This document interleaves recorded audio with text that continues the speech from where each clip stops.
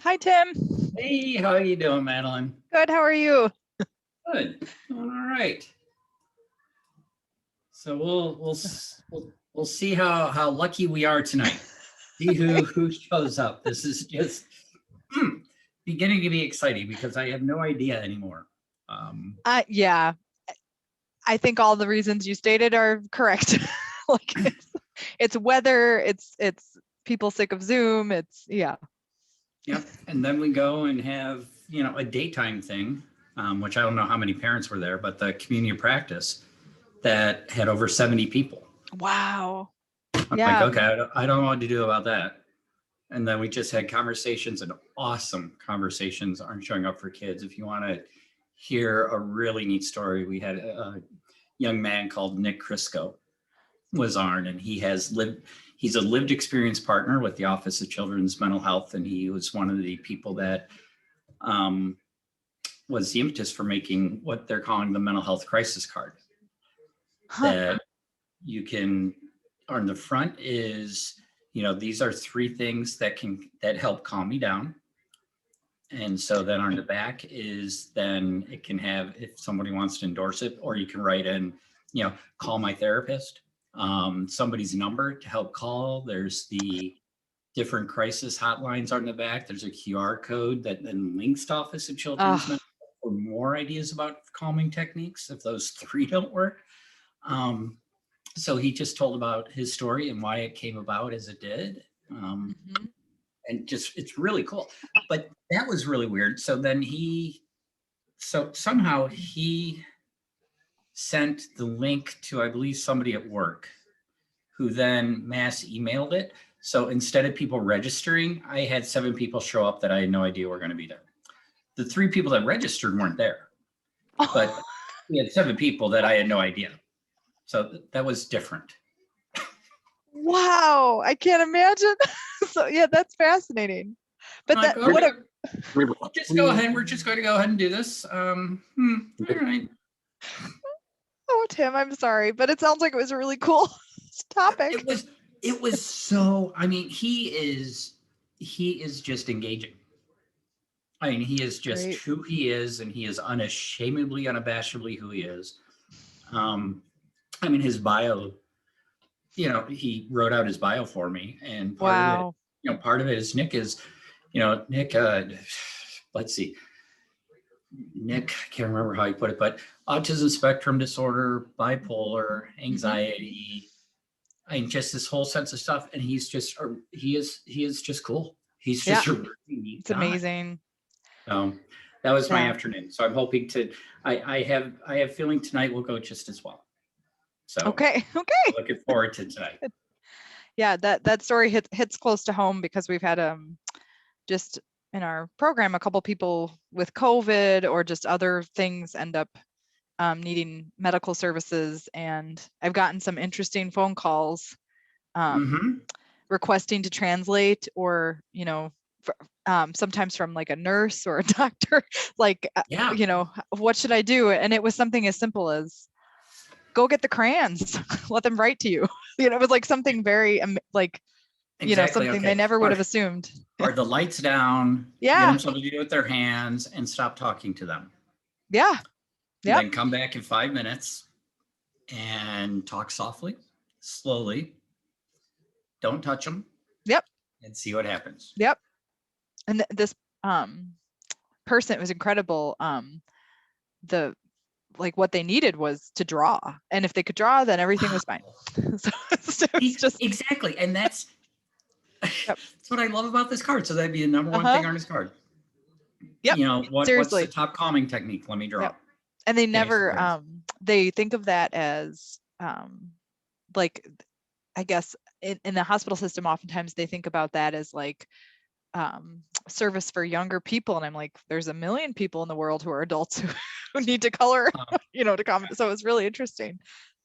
So they changed some of their protocol, but it was really cool. It was neat. So maybe we'll have that. We'll have people come. Yeah. You have nice plant life behind you there. Yes, my wife is very good with plants. Yeah, she does a fantastic job. Looks great. Mm-hmm. Nice big window, and the plants love the window, and so Good. It's a good thing. Very good. So I see that we are already recording, so I'm kind of hopeful that Catherine knows how to edit, because I didn't turn it on, but it's going, and so we'll just let it go. Oh yeah, I think when I popped on, it was doing that, and I was like, so okay. They may have it set automatically, so people stop forgetting to record the Autism Society stuff. At least that's the best that I can figure out. Makes sense. Yeah.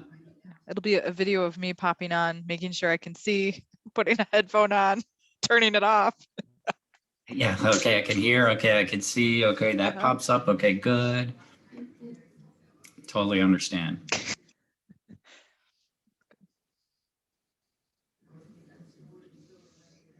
So like I said, we did have 11 registrants. So we'll see. With the flow. Exactly.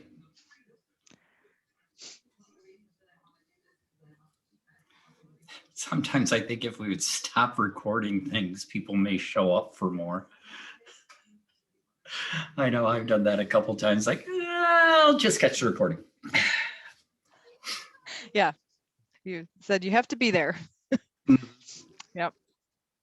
It's tricky. But then you hear about, people that just like, yeah, the only time I have to do anything is 10 o'clock at night. Mm-hmm. So unless you're going to offer it at 10 o'clock at night, I'm going to have the video. Yep. I'm like, okay, I can deal with that. I totally get it.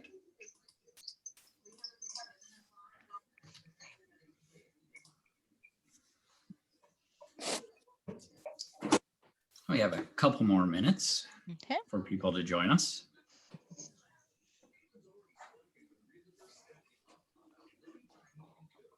And if we have a real small group, kind of like last time, we can be more interactive and whatever you want, Tim, you tell me. No. This is all what you want. I want to make you a co-host just in case my internet decides to flake out, so that the thing will continue on even without me. No, I mean, I'm interested in the topic. I mean, this is one of those topics that has been requested from people. So we are, working on responding to what they've asked the Autism Society to do. So of course I was hoping there'd be like 200 people, but maybe that was just a little too ambitious. So I know people are very interested in this. So I think probably, my gut reaction is depending on the size of the group, is make sure that, it'd be great to have a great discussion among the people too, but make sure that you get the main points out, so to speak, for people that watch the video later. Good point. Yes. So that would be my only suggestion. And Rachel and Jack are here. Good evening, folks. Hi, Chris. Hi, Skylar. Hi, Paul. Welcome. We're going to give it just another minute, and then I'm going to turn it over to Madeline. Okay. And I'm not going anywhere, Madeline. I'll be here monitoring the chat and listening in. Sounds good.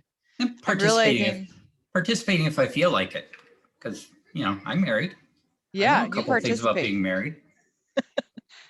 Please. I'm realizing I can't see everybody at once because I'm screen sharing. So, yes. But that's okay. that is Zoom life. So, yeah. Mm-hmm.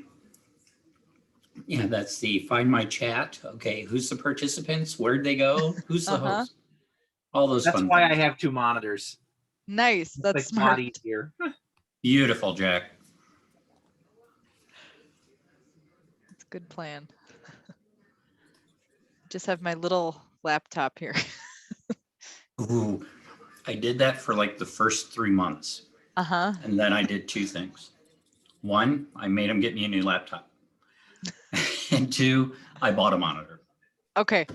So I am in Jack's camp of I have my laptop right in front of me where the camera is. And then over here is my monitor where I do all the work that I need to see. Perfect. I actually got the monitor adapter first, and then I got another computer like 6 months later. So I actually have 4 screens on my desk, but only using 2 right now. Today, there was actually a time where I'm just like, wow, I really need a third screen. Well, to me, it was doing Integral, trying to manage 3 rooms in Integral at once. Oh, I felt like I needed 3 Zooms on 3 different devices. And that was like, after that, I was like, that's it. I'm getting another computer set up. Yep. That whole when you start to feel like you're a security monitor. Yeah. Okay, what's going on over there? What's going on? What's going on down the hallway? Where's the vault? No, that would be on the other end of my office, the security system.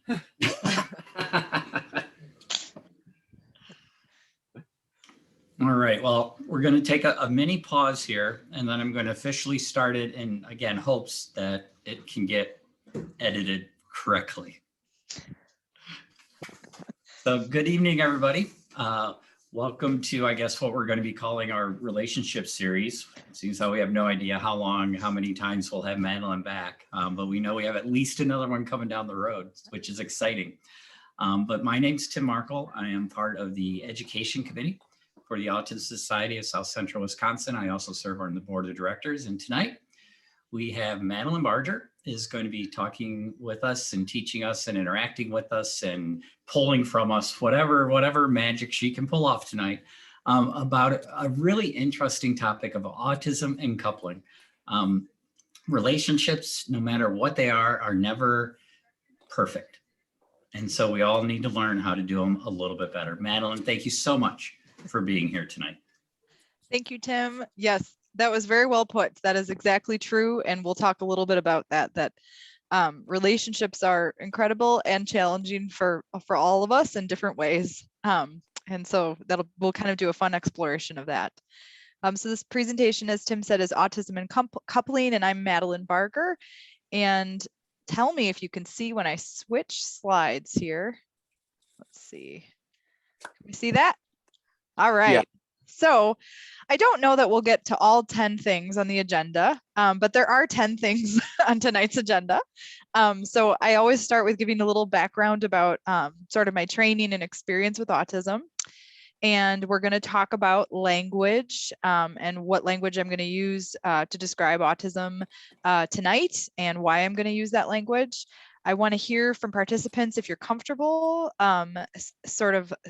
your role in this will be to communicate, ask questions, and participate. We're going to talk a little bit about couples therapy, how couples form, because that's really important when couples come into treatment and they say help with XYZ to understand how they came together to begin with.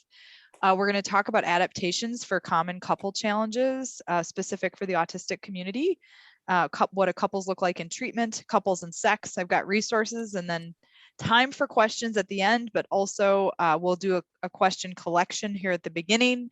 And because I can't see all your faces, just yell out or put something in the chat if you have a question in the meantime. All right. So this is Tim again, I will be watching the chat. So if something comes in that is applicable to what Madeline is saying, we'll definitely take a little pause there, or we'll just keep them going until it seems like an appropriate time to ask them. I also will be watching the little microphone. So if I see somebody on mute, I will assume you might have a question and call on you. So watch your mute and unmuting, because I might just accidentally call on you. Great. Thank you, Tim. All right, everyone can still see.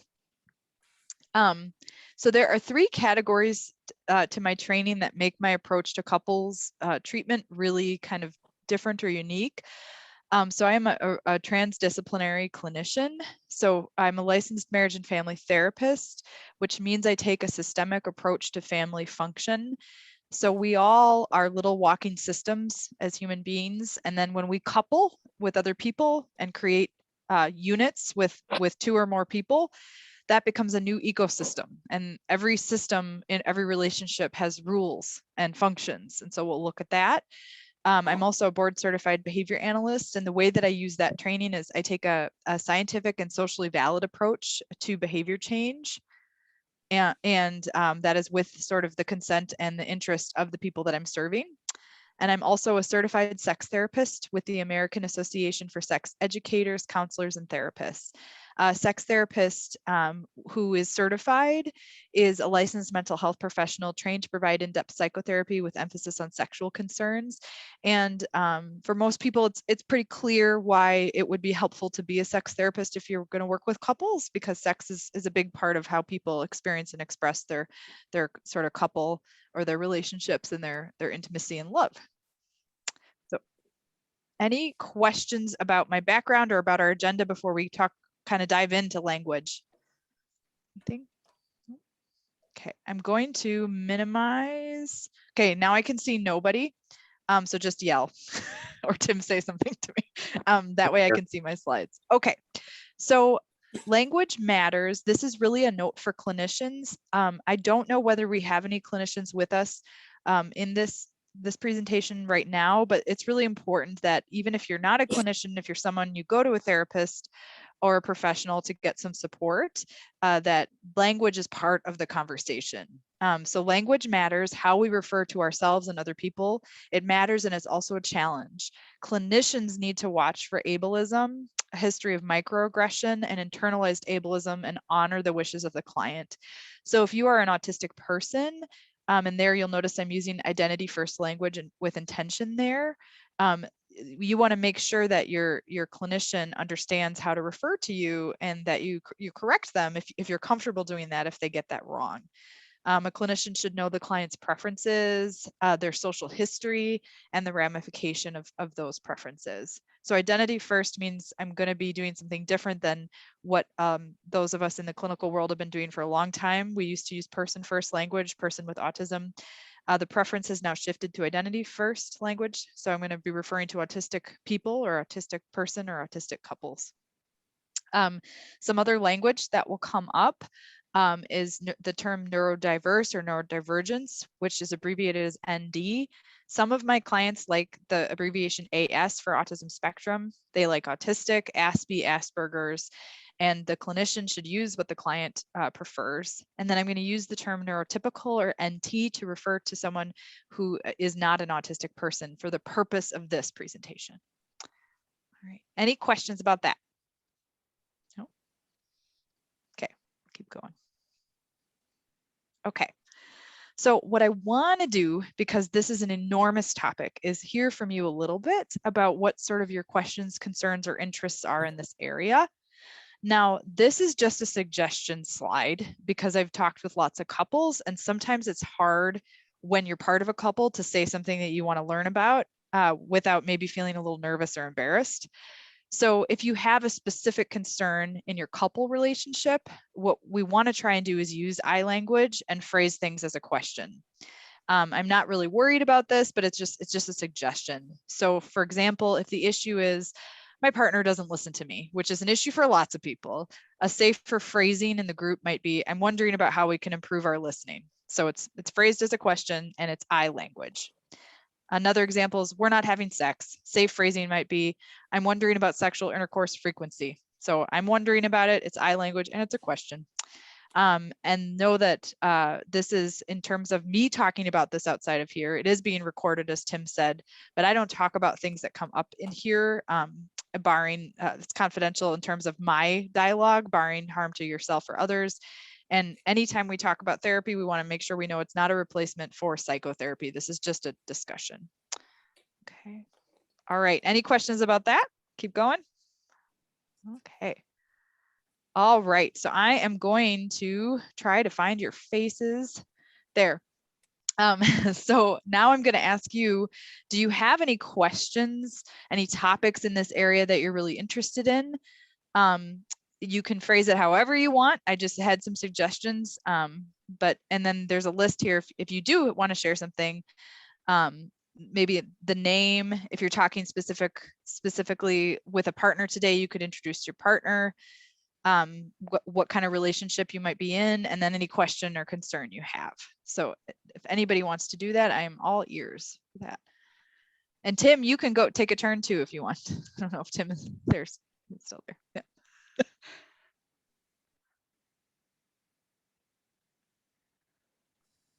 I suppose I got one. I'm in a somewhat unique position. I've never had a relationship in my life. So I would like to know kind of how to initiate that and how to keep a relationship going, just broadly speaking, whether it's with a neurotypical or another person on the spectrum. Thank you, Chris. That's a really, really good question. And we're going to touch on that because what actually is common in sort of the sex therapy landscape is that people come in wanting to look for meaningful relationships or relationships that meet their individual needs. So that is something we'll definitely touch on. So thank you for sharing that. And then also in the next month, Tim and I are doing a talk about sort of friendships, and we'll also talk about intimate relationships there. So good question. Anybody else, anything you want to share or ask about or have interest in?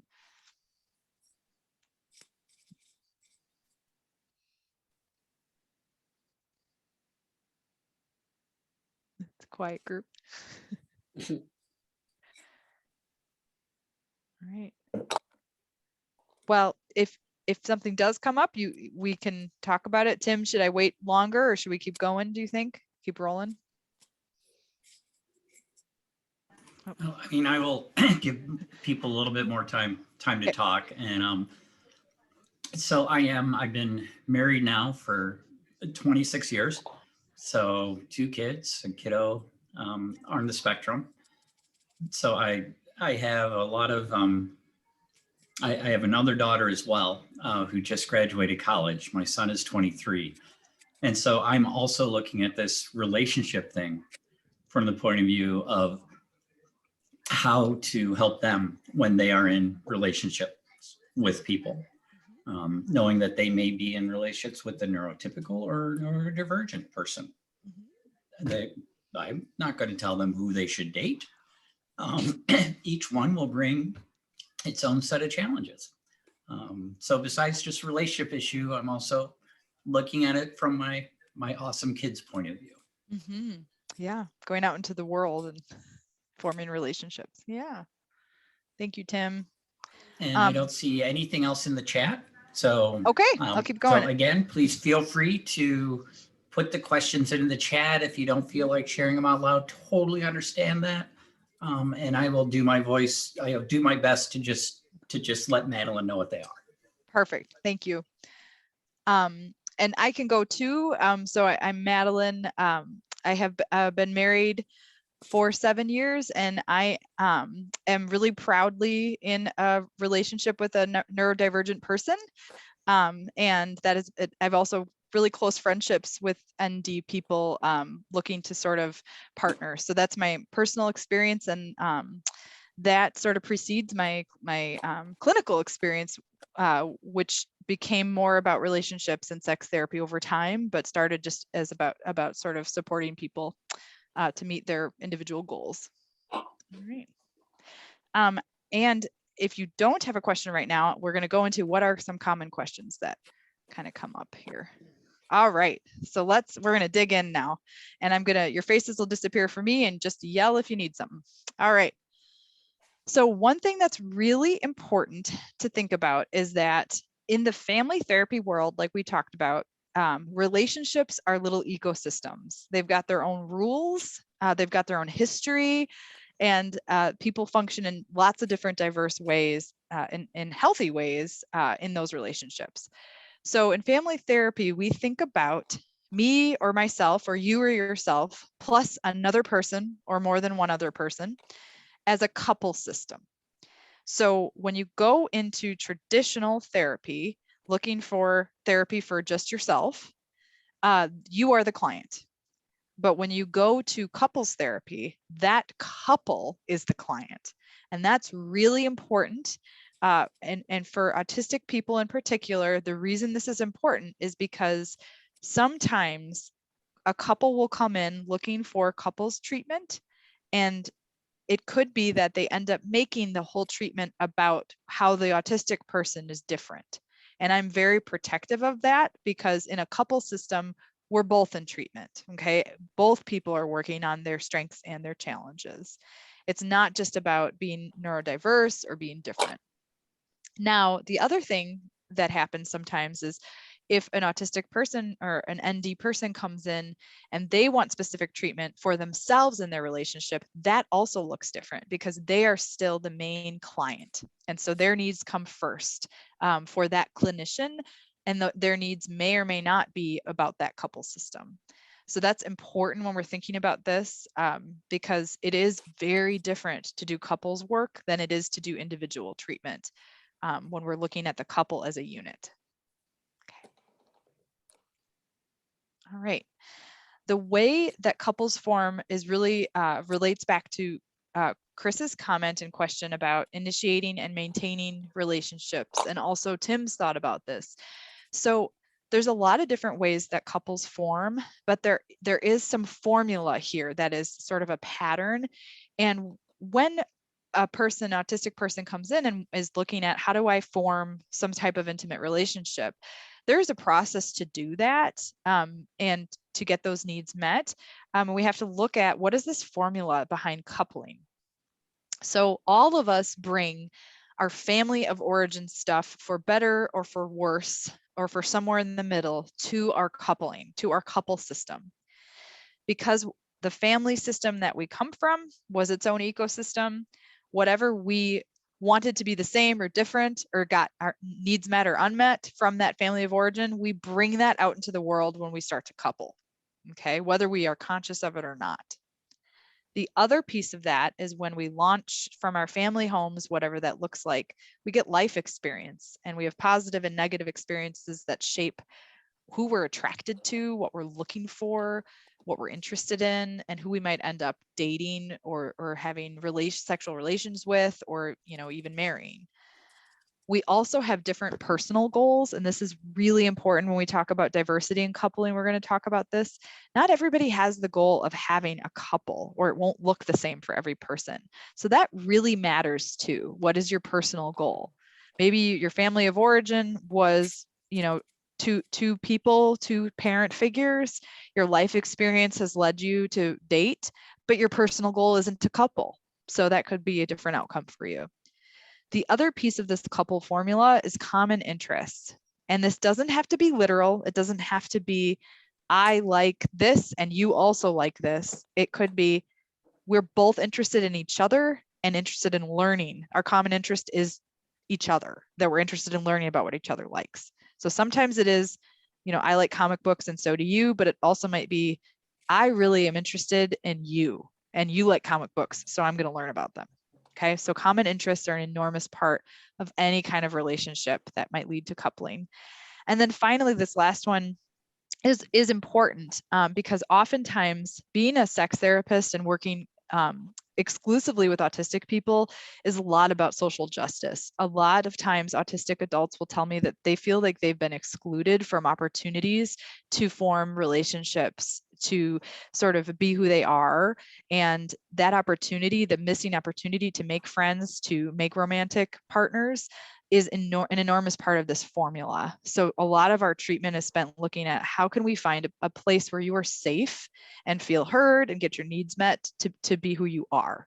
Because opportunity is sort of like the oven that we have to cook all these ingredients in to find some type of partner. Okay. All right. Now, this, I've shared this before. This is really sort of special to me because an autistic adult that I worked with created this as their own sort of way of envisioning a formula for coupling. I've shared this before. So this is a dating pathway, and this sort of put together in a way that sort of looks like a video game to this person, a visual of how sort of coupling and relationships form. And Tim, you'll be familiar with this because I've shared this before, but the idea is that all of us are born with preferences that will lead into some type of pleasure, and it doesn't necessarily mean that's sexual or erotic, but from a young age we learn, you know, different things that we like or don't like. Over time you develop, based on what you like, some leisure time, and sometimes when someone comes in wanting a relationship, we start there. We might not have any leisure time. Leisure time kind of evolves and is sort of intertwined with our family relationships. And then we form friendships or kinship. Then there's a lot of reciprocity back and forth. And that might spark some attraction. And so again, this is just a linear visual rendering by an autistic person. That they then envisioned that there would be the date or multiple dates, right? That might lead to more attraction, intimacy, and sexual activities. Again, this is just one perception of what that could look like, kind of put in an easier to sort of visualize form, but we know this process is actually not just one thing after the other, that it's a whole cycle in there. Okay. All right. So because there's a lot of research about couples therapy and couples, but not a ton of stuff about autistic couples. I'm sorry. Go back. Could you go back to that previous slide briefly? Yes. Okay, I just wanted to get that written down. Oh, yes. And Chris, I can also send this to Tim if that's helpful. Okay, sure. You're welcome to write, but I also don't want you to feel rushed. I know that feeling of I'm rushing to write down a PowerPoint. Plus, I already have a screenshot of this, so it's not critical. Perfect. For notes. So yeah, you're good to go. Okay, thank you, Chris. Yep. Excellent. Okay. All right. So again, as I said, and I'm really excited about what I'll share in a second here because it totally knocks this on its head, this explanation, but there's not a ton of research on autistic couples out there. There's some, but not a ton. So what I've had to do in my therapy world is to make adaptations from existing things when I'm coaching therapists who are trying to learn to do this in a different way. When you see these, you're going to say, isn't this what every couples therapist should do with every client? And the answer is yes, but sometimes we take that for granted and that doesn't always happen. But I'm going to focus on these adaptations. So we talk about and autistic people in research and in my clinical experience have said they've often had some really marginalizing experiences where they've been misjudged. And so it's really important in every therapy relationship, but especially this one, that the client is in charge. So the clinician can think about why are they here and ask them, what do they want to get out of this? How do they learn and process information? And how has neurodiversity played a role in their identity and in their relationships? And they might have some ableist world related trauma. So it's not that being different is a trauma necessarily, but being different and unique in a world that's not set up for you could be a long-term sort of complex trauma experience. So that's all really important, and it might look different when a clinician has not worked with autistic people before. This might look really different with neurodiversity. So this is important to make these types of adaptations and to not make assumptions about our clients. I have had couples therapists who are just starting this journey with autism in their practice, do a lot of work, not so much on the couples part, but about the communication piece. So how do we communicate, what a person needs and wants and what our sessions are going to look like? And so that's something that's really important. Okay, so this is the really fun, interesting thing. I think it is. I don't know if anybody else will, but it's some emerging couples research. Okay, so This is a little bit of a story. So for the, gosh, it's been a couple years now since Tim and I sort of started doing things like this. And I had a phone call with Nancy Alar, who I absolutely love, about sort of what are the main important things to talk about sex and relationships for autistic people. And our conversation, we landed on active listening. And I think we all kind of always had this thought that active listening is something that everybody struggles with, not just that autistic people report having challenges with, but it's one of those sort of building blocks in relationships. So we thought, well, we can start there. And so we did a talk about that. But there's sort of been a full circle discovery. Okay, so when I say active listening, it's an enormous glue in a relationship, the ability to do this. It has long been thought, and it's a myth, right, that autistic people will struggle with this inherently. And this is what's so beautiful. Okay, and I'll define it quick. So active listening, so listening to what is said rather than passively hearing the message. And this can be achieved in many ways. So what new emerging research shows us is actually that every single couple who reports challenges with or without any autism, they will have challenges with active listening. And this is really exciting for a sex therapist to hear this, because I've been hearing forever that people say this is just an autistic person thing, but it's actually an every person thing, that active listening is super hard. And it's really important in studies about like relationships that are working across the board. Okay, so nearly everybody will say that they want, if they're going to bother to talk and express themselves, for other people to hear them. Okay, but most of us actually struggle to do that. And so if we all really want to be heard, when we want to be heard, but we all also really struggle with how do we do that? How do we hear each other? Then we can see why coupling is really challenging, as Tim alluded to, that relationships are really hard work.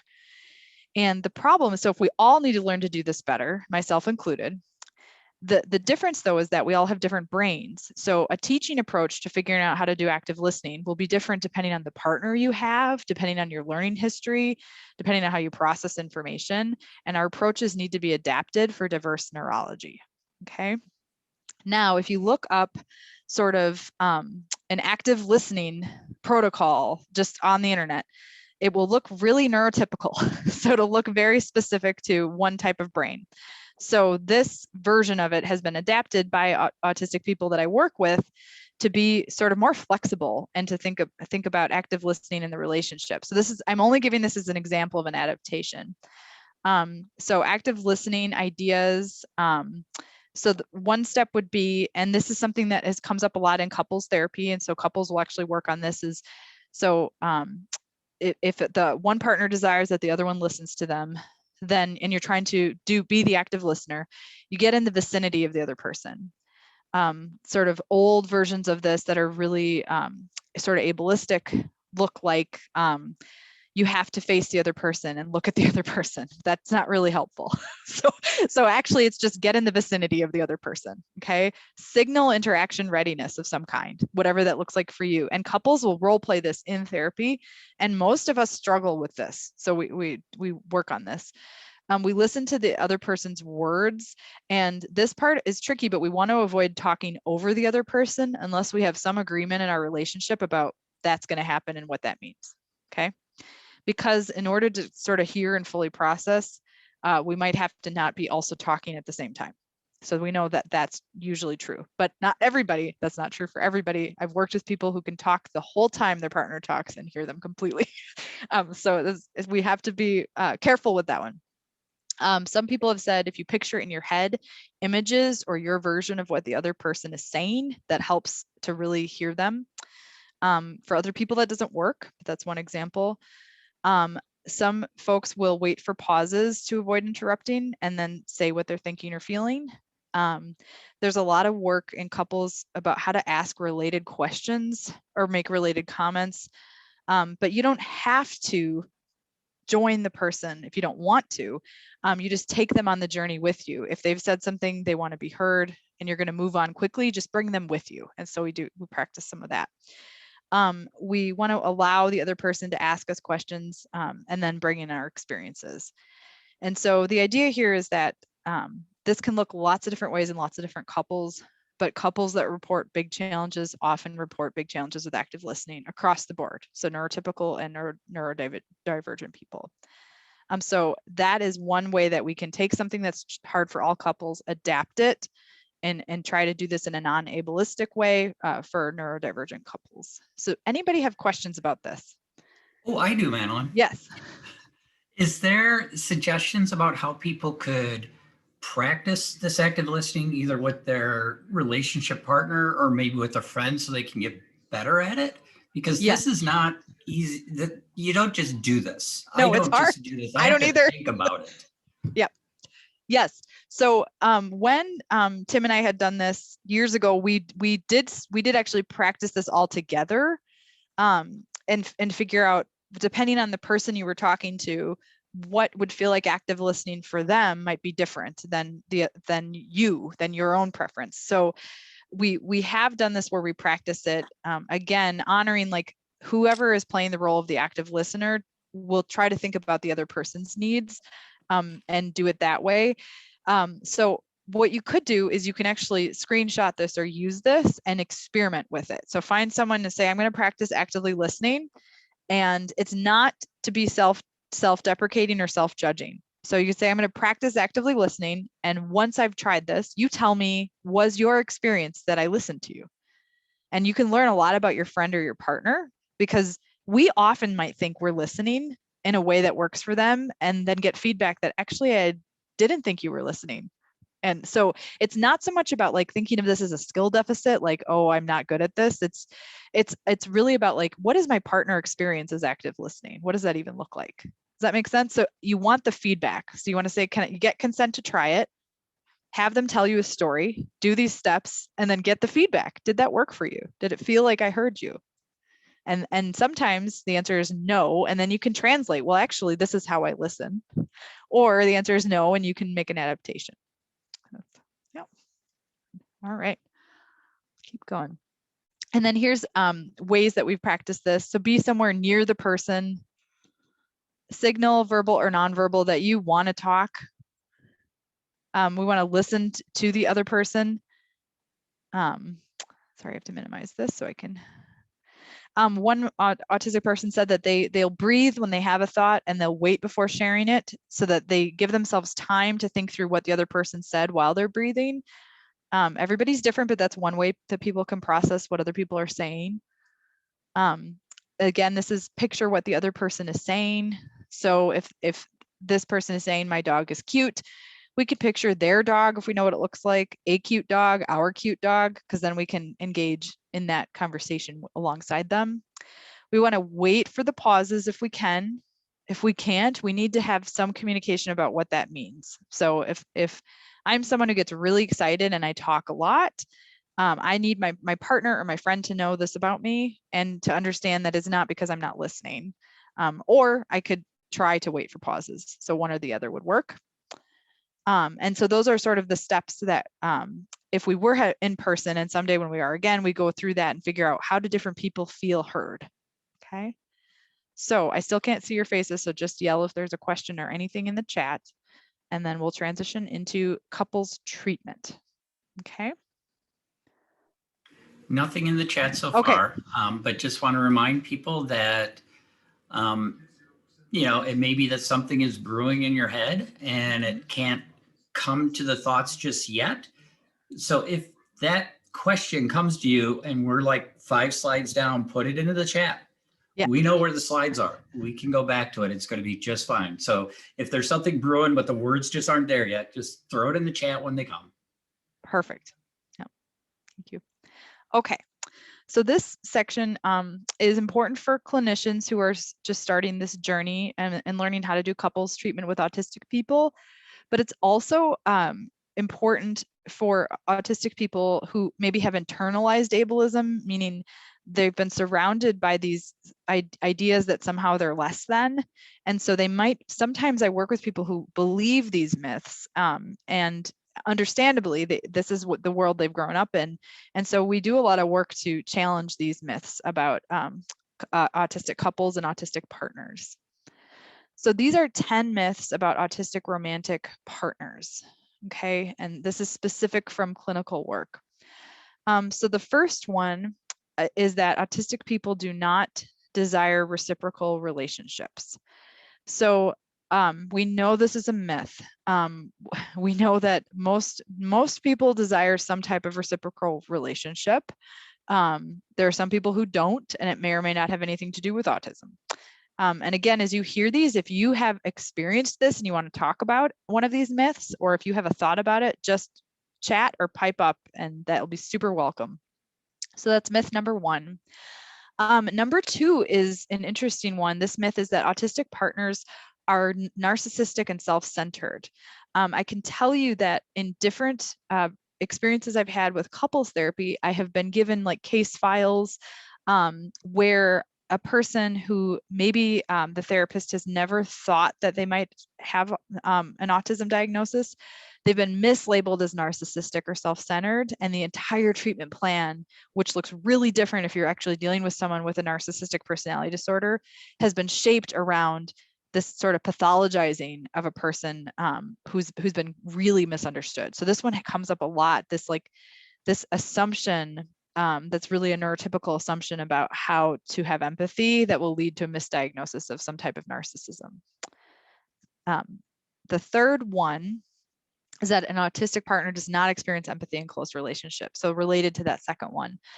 In fact, autistic people have incredible empathy, sometimes more empathy than the average person running around, which is why they might have some different sort of visceral sensory experiences related to feeling empathy and feeling the world around them really intensely.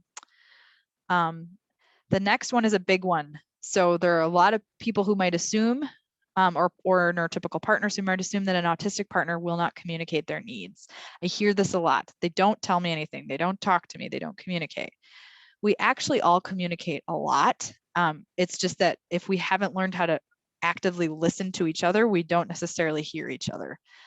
So it could be that the autistic partner is communicating all the time in their own way, and the neurotypical partner in this particular example isn't hearing them for different reasons. Okay. The next one, an autistic partner cannot consent to sexual activities. I have heard this one before, where maybe if there's a legal guardian or a caregiver, but the person is an adult, or if it's just an adult who is their own legal guardian or caregiver, but their family system has been really fearful of their sexual activities. So that's another myth. The next one is Madeline, there is a comment in the chat. Oh, okay. I saw something pop, but I wasn't sure. No problem.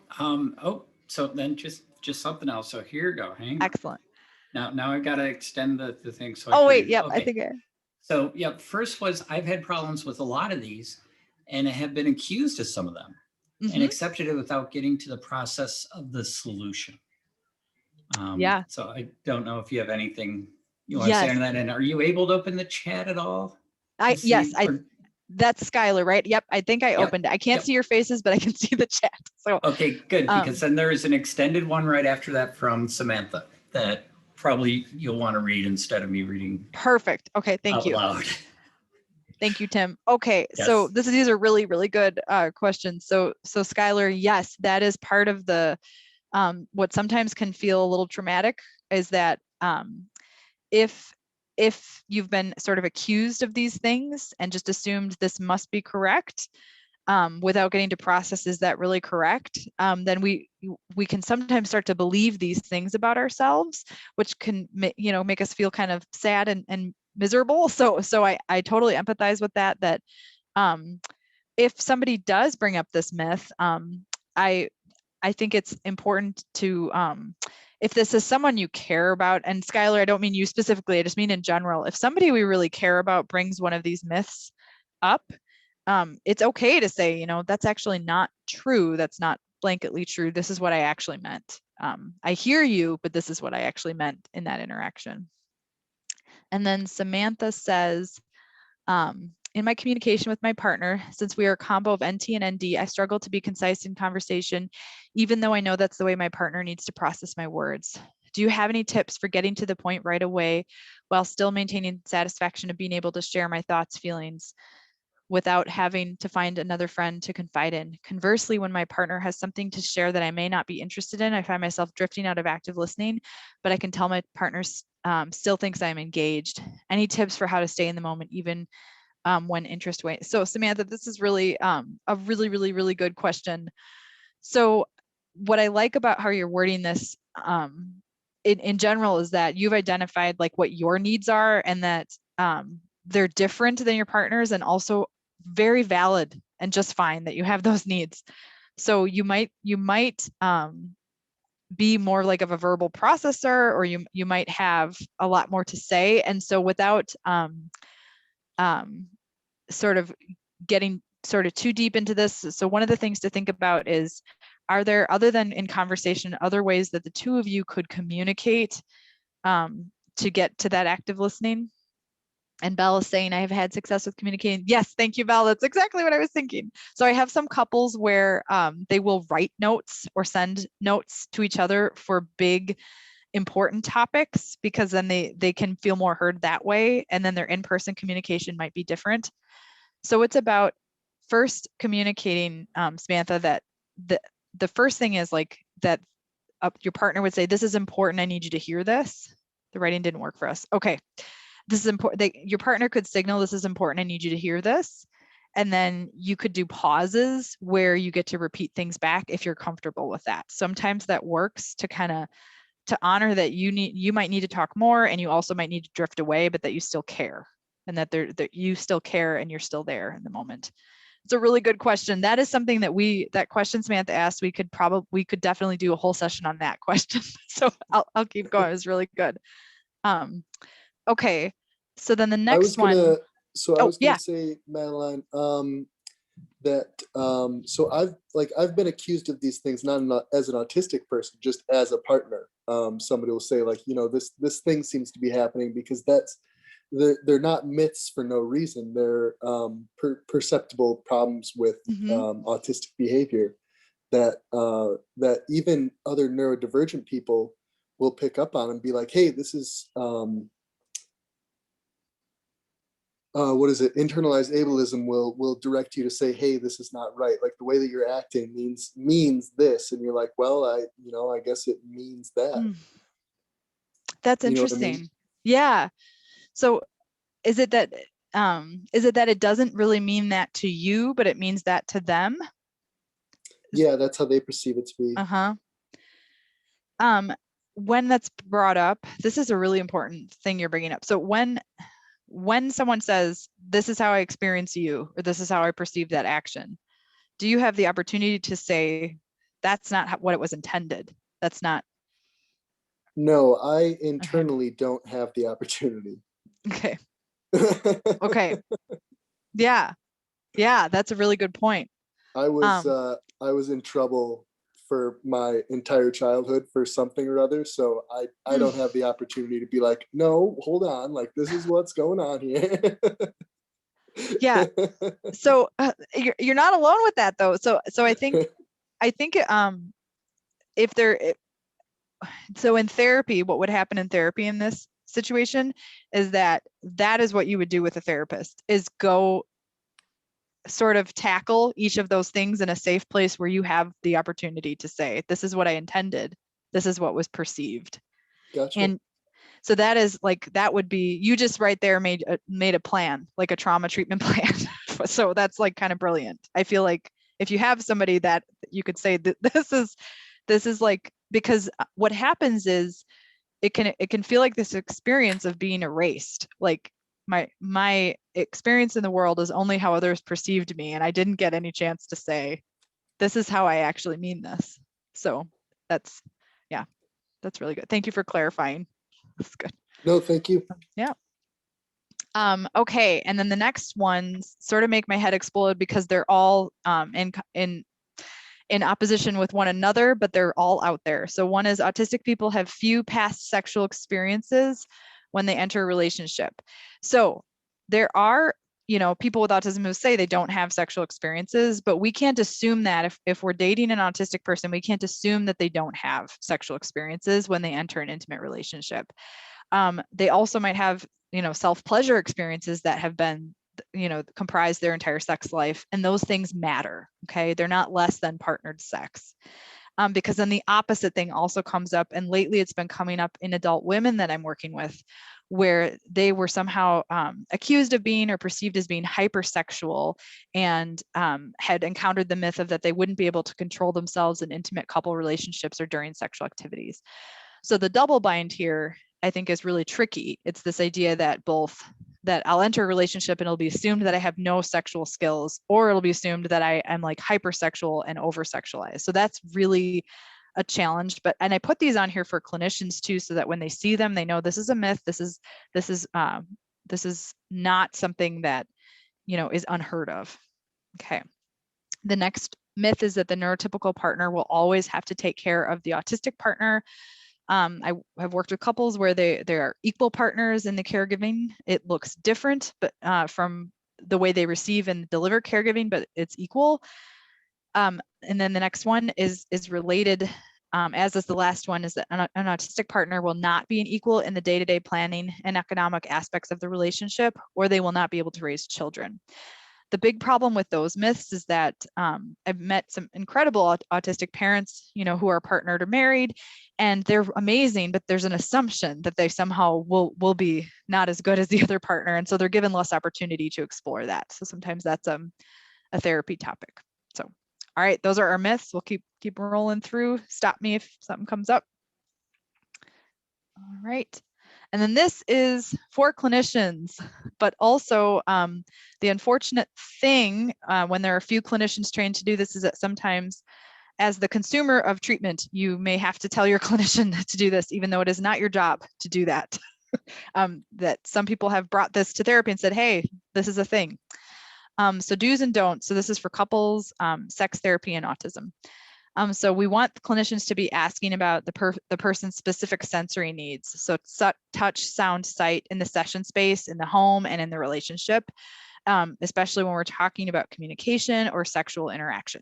Okay, so we do care. We want to know the details about a person's sensory needs, because sometimes mismatched sensory needs can be resolved pretty quickly and can take care of a lot of those issues.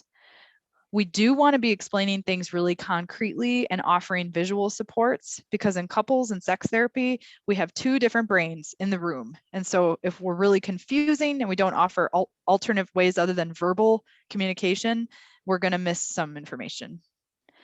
We do want to role play exact desired behaviors during any type of coaching.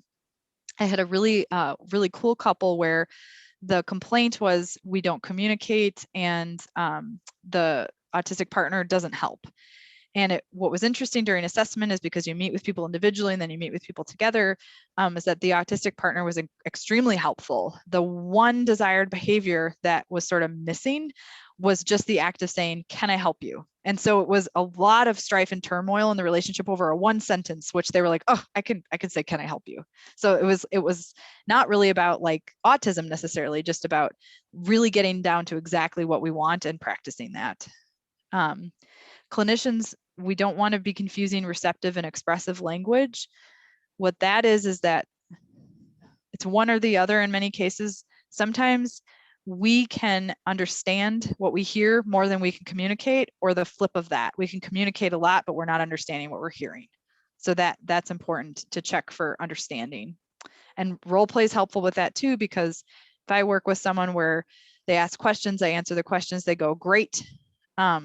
Because sort of like what Skylar brought up, they might be used to just, okay, you're right.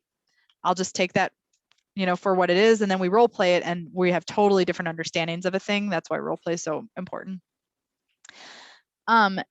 This is a big one. Do not compare the person with autism in session to someone else that you know who is autistic, okay? Everybody's different. We don't want to assume, the next one, that the couple sees the diagnosis as either a strength or a weakness. We can't assume anything. I come from a strengths-based approach, but the couple might not be ready for that. They might not be there yet. And so a clinician, we need to kind of honor where they are on this sort of spectrum of disease to neurodiversity and move them in the direction of what will be healthy and functional. But it's, as a couple's therapist, I see all sorts of things with this. And so if I jump too quickly to this is a strength and this is how it's a strength, I lose people because they're like trying to work through their challenging relationship. We want to they're not grasping what you're talking about because you're assuming that they understand it through the eyes that somebody else understands it. Yes. They're assuming like, so I've been doing this for a long time, and I'm in a place of this is how cool this person's brain is and how this will be a strength. And the person with a new diagnosis and their partner might not be there. They might be like, what does this mean? What do we do? And so clinicians will sometimes put their frame on that.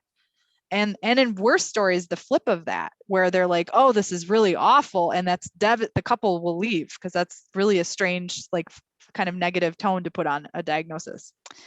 And then the last one, we do want to offer less and more detailed content for processing differences and extend assessment. So couples therapy has some pretty traditional assessment protocol, and sometimes we have to do assessment for longer. So spend more time with people individually and together building relationships to learn about each other. Okay. One exercise that we want to think about, and this is something that you can do if you want, but don't have to, is that sort of strengths-based thinking. So you can do this whether or not you're partnered, where you pick the top 3 strengths of what you'd be looking for a partner to bring into your life. And if you have a partner, what are their top 3 strengths? And then the next directive is that you want to think about your strengths as a potential partner or what you do think you bring to the relationship. When single people do this, it's informative because sometimes we might assume what we want and what someone else wants is going to match, and it might not. The other thing this is interesting for is that sometimes when couples do this exercise, they actually didn't realize how they were perceived by each other, like what the other person saw as a strength. Okay, so I'm going to see where we are for time. So Tim, I think we have time if people want to do this exercise. So whether you are partnered or not, you could come up with 1 to 3 strengths that you might bring to a relationship or do bring. And then 1 to 3, and I say 1 because, sometimes it's hard to do this in a time sensitive way. And then 1 to 3 things that you could bring to a relationship or that you do bring to your relationship. And we can all think about this or make a list, and then anybody who wants to share can do that. And so I'll give a couple minutes. Okay.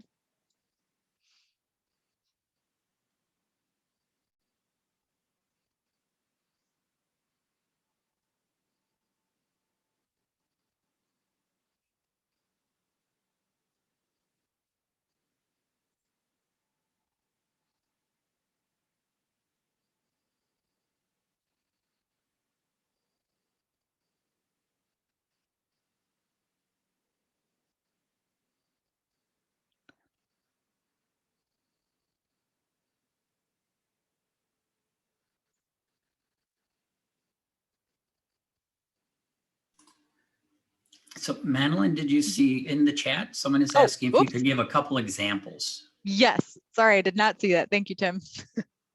Yes. Okay.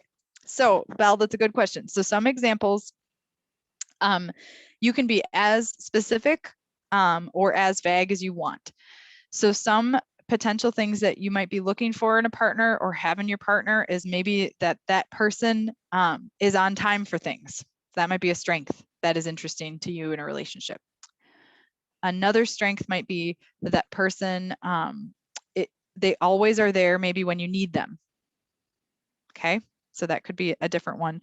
Another example might be that they're cute to you, that you find them attractive. So maybe a strength that they bring is that they are like appealing to look at for you. That could be, I've heard things that are really specific, like,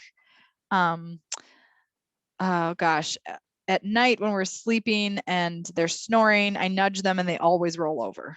So they always respond to me. So something very specific is a strength. Another one might be just that, like, they're nice to people. They're nice person. Things that you might bring just to the relationship could be things like maybe you're a really honest person. Maybe you are a really good helper. Maybe you're good at gardening. I mean, it could be anything. Could be more about personality, like being compassionate, curious, or loyal, those types of things. Does that help? I know it's very open-ended, which isn't always great. Well, Madeline, one of the ones that I always think of as an example, maybe you covered it and I wasn't practicing active listening, is someone who likes to laugh. I want a partner who likes to laugh because I like to laugh. Yes, that's a really good one. Because not everybody would put humor at the top of their strength. Yep. And then another one that, I like to read. I think reading is one of my strengths, is I can sit and just devour stories, and I'm perfectly happy sitting under the deck for hours. But that isn't something that I necessarily need in a partner.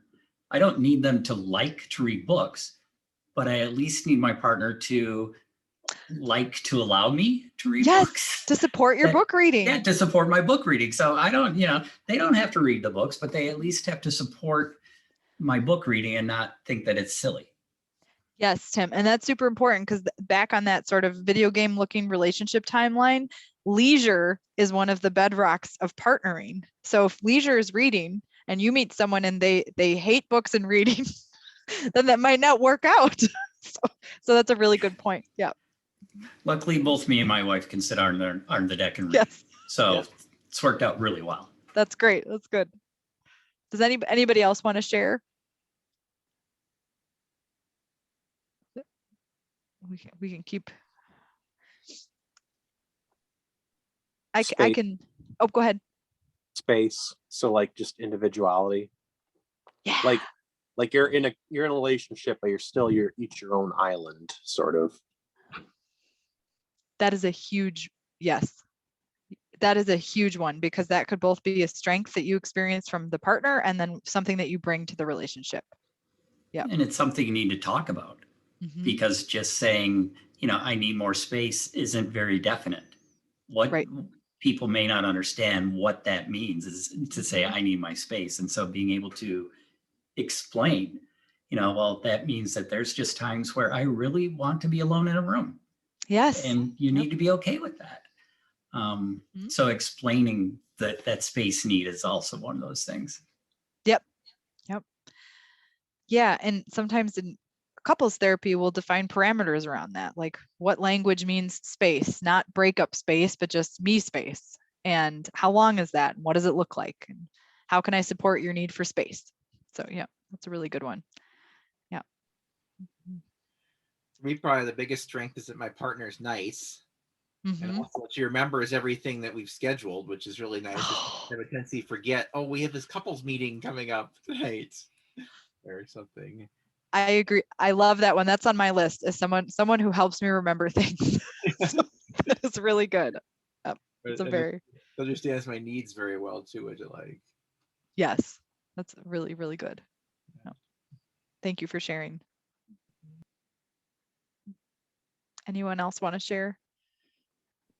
I'll share mine. I only came up with the partner strengths. Okay. My partner always takes time for me and like values quality time. And like we're just like compatible and have fun with each other like effortlessly. And then also he's been very supportive like throughout my diagnosis, and like really tried to understand and like process it with me. Oh, that's incredible. Those are really good strengths. Yeah, that's it. I think the theme you had there was interesting, of like giving sort of compassion and time and sort of sitting with things with you. So that is Belle, like a big thing to know about yourself, right? That's something that is important to you. It's great. Thank you for sharing that. Rachel wanted to share too. Oh, good. I kind of listed, I guess, 4. So whenever we do our cabin trips, he's really good about planning and helping me get organized, like making a packing list. His communication skills are perfect. Like if there's something that comes up in the family that we need, like we just got a dog last year. So when that happened, he communicated, okay, this is the prep we need to do to take care of our 16-year-old dog. He's helpful because I do physical therapy for my arthritis, and he's also really reliable. So those were the things that I came up with. That's amazing. Oh, sorry, I missed that last part. But she just made my night. Yeah, it feels good, right? Yeah, that's good. Did you know that those were things, you don't have to answer if you don't want to, but did you know that those were things that she really, really values about you? I didn't really realize it. I hadn't really thought about it. Mm-hmm. Did you know I value the things that I tell you? No, not really. Yeah, that's really lovely. It's super. Yeah, I think sometimes we all do this where we just kind of think people know, like if we're together, they must know what we like about them, but we don't always know that. So that's really cool. Thank you both for sharing that. And I love all these strengths. These are all like, we're on the same wavelength about relationships. That's great. All right. Anybody else want to share before we move to the next? And you can always share later too. Okay, I click here. All right. So this stuff I include in case clinicians join us, but anybody can kind of pipe in and think about this too. So sometimes we, in our couple relationships, we have to actually, now this is specific to if a couple comes in and they're saying we have a problem that we're trying to solve, okay? Like something is wrong for us. What can be really helpful is to define it really clearly and look at the pattern, okay? And this is from traditional couples therapy, but sometimes what I do that clients have said is really helpful is we put it right up on the whiteboard so we can look at this pattern. So this is like an ABC sequence of behavior. We want to define both the problem we're trying to solve and the behavior that the couple's trying to increase. And note that this is not me saying you must do this way as a couple, or this is what this should look like. No, it's just the couple saying stuff is wrong and we're trying to make sure we clearly define and understand what isn't working. So the antecedent is like what happens before the challenge pops up, before the behavior that we're looking at. The behavior will be like observable and measurable. The reason that's important is because sometimes we'll have a neurotypical partner say something like, you never listen to me, you're never there for me, or something like that. That is not super clear. I'm not sure what that means. I don't know, what the ask is for that. So it's really important that we think about what's observable and measurable when we're trying to change something. And then it's also important, like when the challenging sort of the behavior pops up that the couple says, we don't like this, why does it happen? Okay, because it might be happening because one person isn't getting heard or isn't getting their needs met. So we have to look at both sides of that. So is the behavior, the fighting or whatever it is it maintained because both partners get attention when we do that? Does the fight happen because when we fight, we get to leave each other alone? And maybe there's a different way we could get space, kind of what was mentioned before. We don't have to fight to get space. We could just go get our space. Another example might be, maybe I had one couple where whenever they had a really big fight, they always were stressed about the fight, but whenever they had a fight, they would go out and like shop and have dinner and do lovely things after the fight together. And so they recognized, oh, we could actually just like do nice things together, not just when we're making up after a fight. We could just do that and skip the fight. So there's all sorts of reasons that we do things in relationships that it's important to look at. This is just one example that came up that has actually come up a couple times about, it has to do with communication. So we don't have to get into the nitty gritty of this, but the idea was that one person is asking for something. And when partner one asks, it looks different than when partner two asks. So if partner one asks, partner two ignored them, and then partner one left them alone. Okay. And when partner two asked for something, partner one ignored them back, and then partner two yelled at them. So they had different needs. One was getting talked to or yelled at, and the other one was getting left alone. So we looked at that to figure out how to do that in different ways. All right. Then this is a model for couples therapy. When you've got ND and NT partners, I used AS here because the person I was working with who helped kind of put this together went by AS or autism spectrum. I know not everybody does.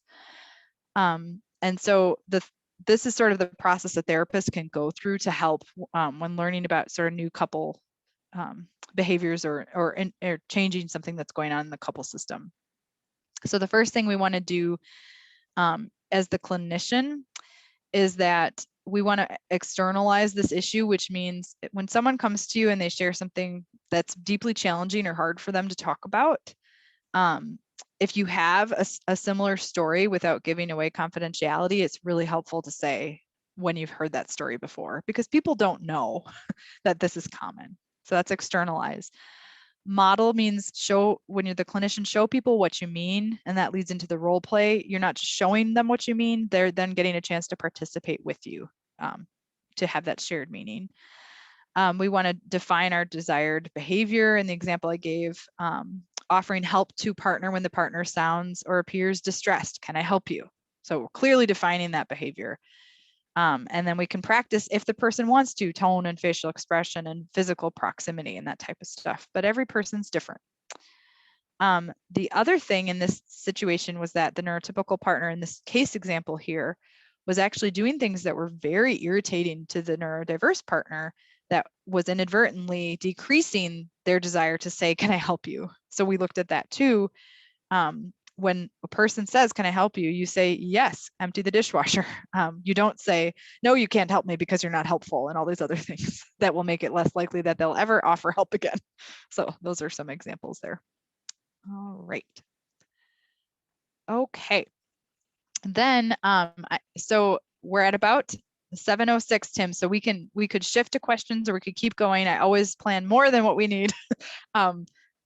So I'll keep rolling for a while. Okay, so this is important when we have relationships where there's, all relationships, but specifically if there's neurodiversity in your relationship, we can listen to each other and validate each other even when we disagree and have different experiences. And so on one side, you've got, how could I listen and validate? On the other side, even if I don't agree with you. So we can listen and validate with just, I hear you, this is what you said. I could see why you might be having that experience. I can validate, listen, but let's say I really disagree still. I have my own different experience, and here's what it is. Okay, I see, feel, hear, think, I want, need. So there is a way that we could listen and be there for each other and still not agree on stuff, which is an interesting concept. I included a link here to a Weissman Day with the Experts presentation where myself and my colleague talk about emotions. And at the end of that presentation, we talk specifically about emotions in neurodiverse relationships. And so that is something I included that I can get a PowerPoint to Tim, and that could be something you can look at. I've got a case example there about how a couple explored their different emotional worlds. That's pretty fun. And then we can, let's see here, we can end with autistic couples and sex and then open it up for questions. Okay.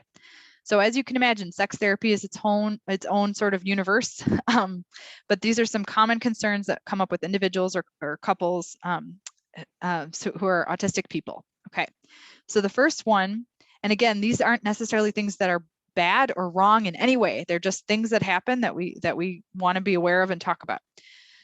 So diverse sensory needs is a big one. So that's a common concern on the left side. On the right side, you'll see, how do we depathologize? Okay, meaning take this idea that something's wrong out of it and look towards a solution if there's a problem.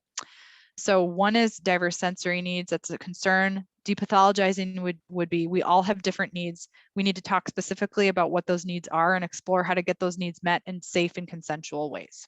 Okay. The next common concern is that there is really not one way to have sex. The idea, even the language of having sex, means lots of different things.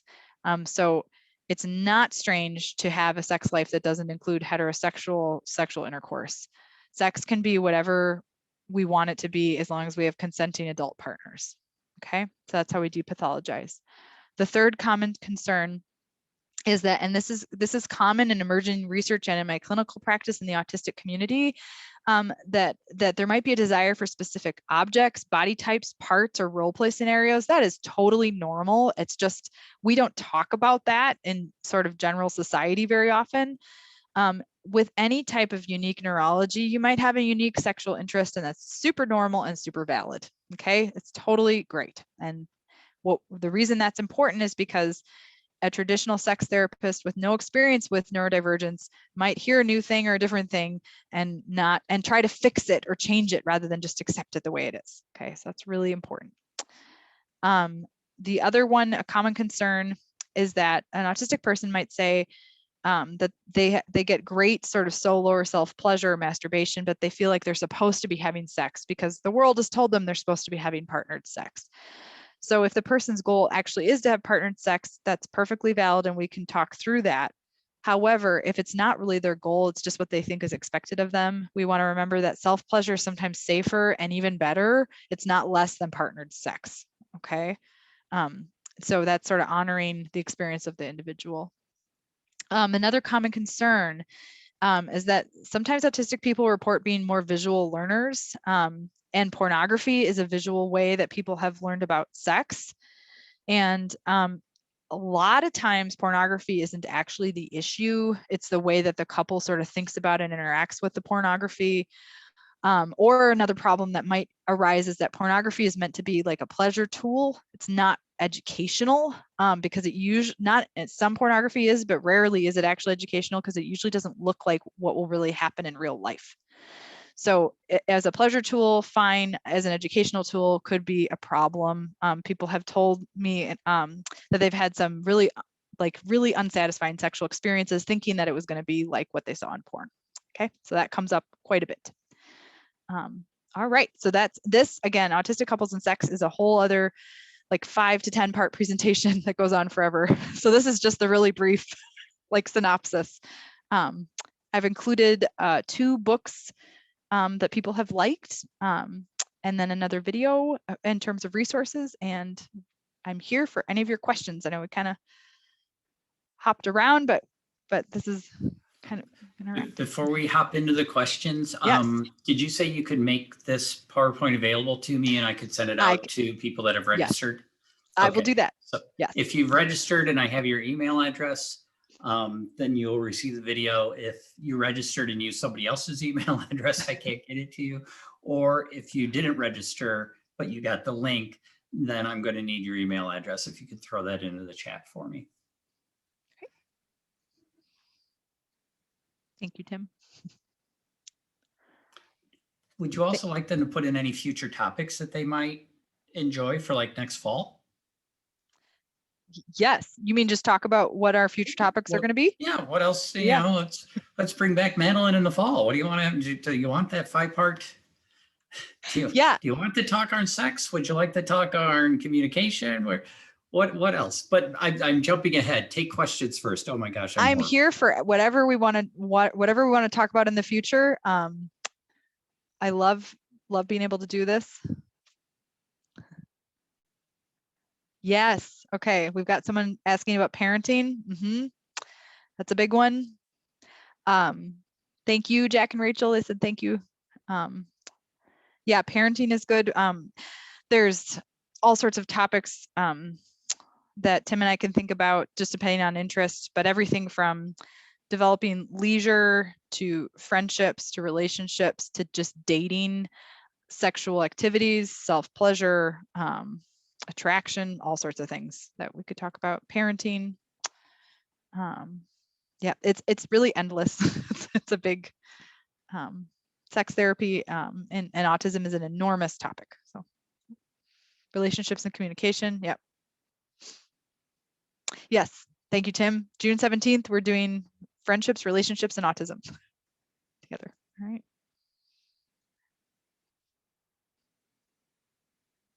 Okay.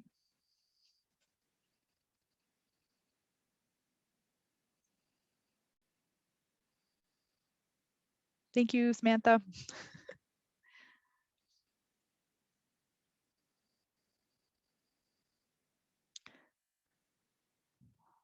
I appreciate everybody doing this over Zoom. These topics are kind of intimate, so sometimes it's easier in person, I've found, but people are hanging in there over Zoom and doing what they can. So I appreciate your time and participation. Great. We're at questions, right? Yes. Mm-hmm. Cool.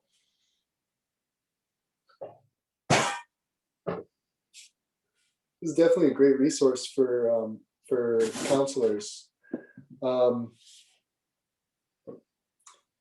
It's so interesting having conversations about this stuff because there always seems to be like a polar opposite in the room. Have you noticed that? Explain what you mean. A polar opposite, like somebody that's just the exact opposite of what you're talking about. Somebody who experiences what you're talking about completely differently, or doesn't experience what you're talking about, or all of that. So it's interesting to see some hard set lists for counselors on what to expect in these situations. That's a really good point. Yeah, it's almost like nothing can replace the actual experience. I think that's the lesson here, is that a list is helpful to think about, but really being present with your client is more important, and listening to what they have to say. That's a good point, because the list is generated by autistic people, but there will be people where that doesn't fit for them, right? And so it's helpful to think that way. I appreciate you saying that.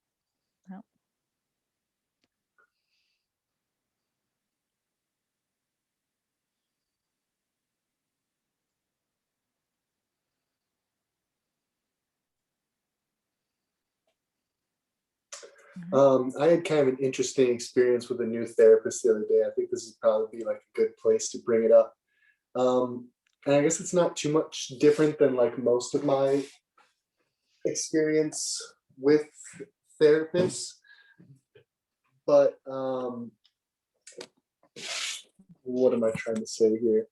One thing you brought up was that a counselor shouldn't be focusing on like another person and basing their assessment of you off of that other person, or how they're going to proceed with you. And she had brought up quickly, because I asked her, do you have any experience with autism? And she said, well, I'm pretty sure my sister is. Like, there's really no other explanation for her. And that was, like, that's a pretty ambiguous thing. I can. Wow. Yeah. Yeah, that is interesting. It's kind of a tough thing to leave alone, for sure. Because what you're really asking is if they have training and experience, right? And they made it very clear that they didn't. She did make it very clear that she did not. She did not. Okay. Yeah. That was her anecdote, and she's kind of an anecdotal counselor. She brought up things a few times that I didn't care about.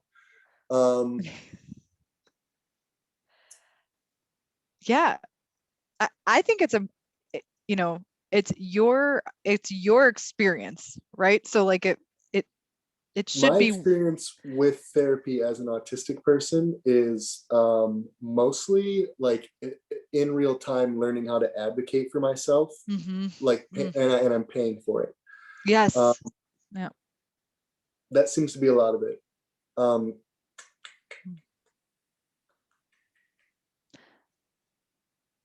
What you just said right there, I feel like that is what this clinician could hear the next meeting. Like, because that's a lot to expect a person to do all of their self-advocacy and educating the clinician, and then also get therapy out of it. So, and with a communication deficit and learning disorders. Yeah. Thank you for sharing that. That's important. Yeah.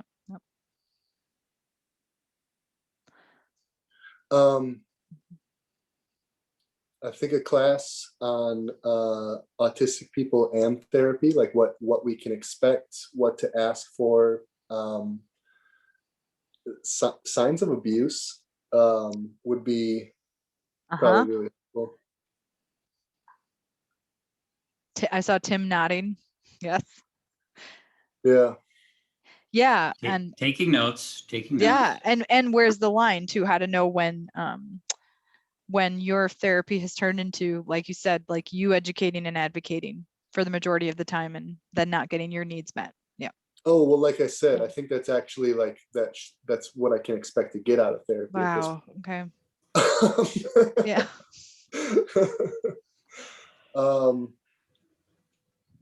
Tim, we need to do a class. Yeah. No, it's really tough. Yep. How many people do we have in here right now? 8 people. Yeah, we can have a conversation about it. Yeah, it's definitely really tough. Especially, I mean, I've had a lot of conversations with people on TikTok about dealing with ableism. Mm-hmm. One of the last therapists I talked to is now going around town telling people that ADHD doesn't exist. So that's super fun. I get to hear about it from other people too. And yeah, I just had some really bizarre, very uncomfortable experiences with him that, shoot, you know, I never even got to talk to anybody about. Wow. Yep. I hear a lot of bold statements being made without like enough information from the clinician. Like that's a pretty bold statement to say that it doesn't exist and to not, with no qualifier of what you're talking about, right? That's pretty. No, I mean, he's got I'm sure it's not like an uneducated decision, but I think it's just a really cherry-picked educated decision. I think he thinks it's a trauma response. In one of our interactions, I brought up that it does have markers of a trauma response. And he kind of jumped on that. And then I, you know, like 2 sessions later, it's, you know, now he's telling me, well, let's just not even talk about it. What the hell? Yeah, that was kind of a weird one. Definitely a weird one. Yeah.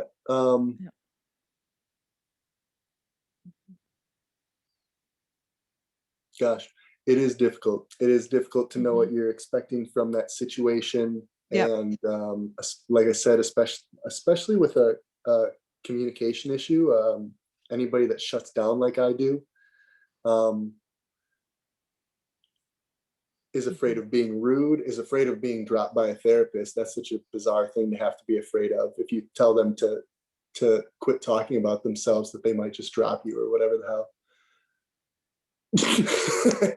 Wow. Yeah, but it's like a total, on their part, a total misinterpretation and of what you're saying. Well, like that is my lived experience. Yeah, it's yeah, there's so many things that you're saying that come up all the time in the clinical context for people who have had other therapy. And we also have at the Weissman Center, we have trainees and students. And sometimes that's a really good opportunity to reflect on that. Like, you know, I had someone, you know, a while back just kind of yell in the whole room in family therapy, everybody shut up, please. And I thought that was a beautiful communication. And I had explained to my student who was like, oh my gosh, how do we fix that? That we don't fix that. That was really great. That was perfect. Everybody knew to stop talking. So it was like it's a big learning curve. So I appreciate the examples that you're giving, Skylar, because it was when we put our own stuff onto a statement like that as a clinician, we miss the whole point. Like it was a literal request for silence, and we met the need and we moved on and it was fine. So good. I've had a lot of conversations with people where I say that it really seems like you need somebody on the spectrum to receive therapy as somebody on the spectrum. And it seems like you can't really come up with like a good logical argument for it. It's like, well, you know, basically, if this person understands my needs and they understand what I'm asking for, and I'm able to communicate these things, and they're not diagnosing me in their head, they're not, you know, blah, blah, blah, blah, blah. If all of these boxes are checked, then I should have no problem getting what I need from any trained person. But that is not our experience whatsoever. Right. It's not my experience whatsoever. Skylar, I just want to let you know you are so not alone, and you are so not alone as someone with a disability, not just autism.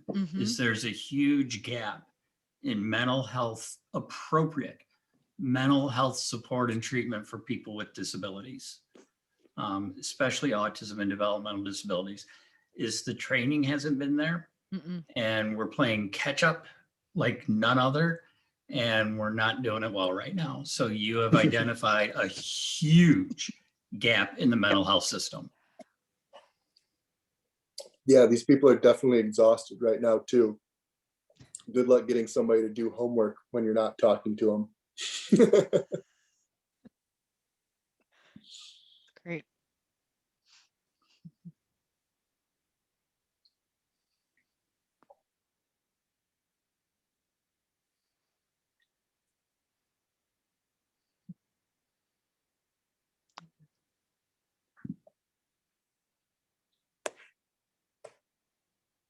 What's here. What's on the 17th? So that one we're going to talk about. I think Tim's had some requests for autistic people thinking about like forming friendships and relationships and what that looks like and how to do that. And Tim, I don't know, you can share more. I don't know if it was in light of the pandemic or just in general, because both things have come up. So it was more in general. It's not just the pandemic that has caused this to be an issue, but sometimes it can feel like a mystery about why some people are friends and why some people aren't. And sometimes you sit there and go, well, it's because they treat each other a certain way. And then, I'll have some friends or relationships that I'm just like, wow, they're just like really sarcastic and harsh with each other. And for some reason it works for them. So it can't just be that we're nice to each other, because they're not very nice, but they're friends. And so this whole sense of, are there ways that I can make friends as an adult? Because it was a little bit simpler, not always easy, but at least if you're in school and if you're in college, there's at least people around. But then once you become an adult, they like go away. So how do adults make friends? Was the crux of the question.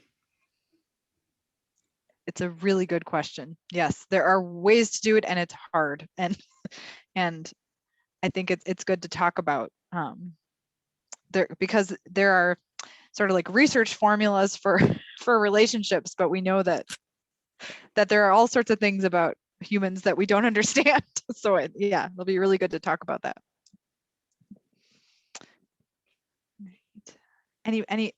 Anyone else have anything to add or any other questions? I wish we were all together in person, because it's hard to read the cues for me via Zoom, but good.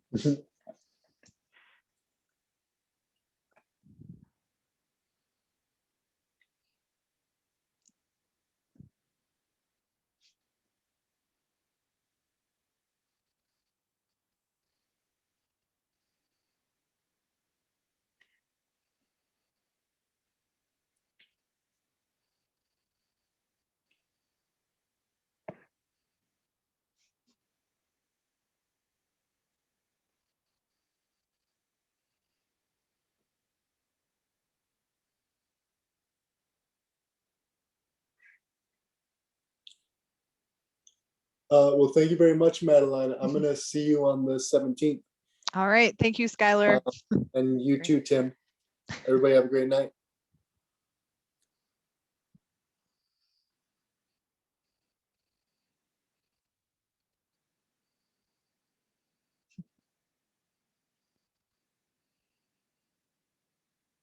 Thank you, Paul. Thank you, Samantha.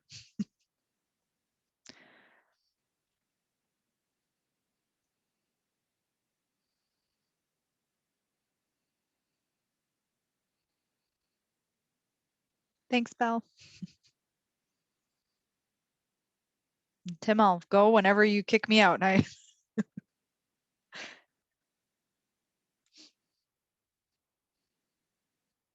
Oh, you're muted. Sorry.